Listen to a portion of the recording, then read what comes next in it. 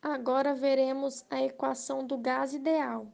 E, primeiramente, precisamos lembrar da equação geral dos gases, que é pressão inicial vezes volume inicial dividido pela temperatura final igual pressão final vezes volume final dividido pela temperatura final.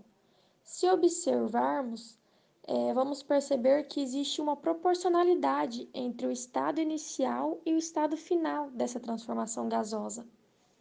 Sendo assim, podemos dizer que a pressão vezes o volume sobre a temperatura é igual a uma constante, que será substituída pela letra R, ou seja, P vezes V sobre T é igual a R.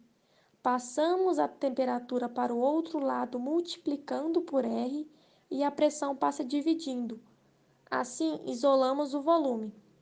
Vamos dar uma pausa e lembrar a lei de Avogadro, que diz que os volumes iguais de gases diferentes na mesma condição de temperatura e pressão, a quantidade de moléculas é igual. Ou seja, 1 mol de gás vai ocupar 1 litro, por exemplo.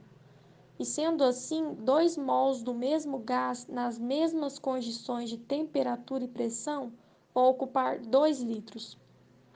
Então, podemos observar que os volumes e a quantidade de matéria são diretamente proporcionais. Esse N representa a quantidade de matéria. Sendo assim, podemos incluir nessa equação esse termo, ou seja, o volume vai ser igual à quantidade de matéria e repetimos o resto da equação.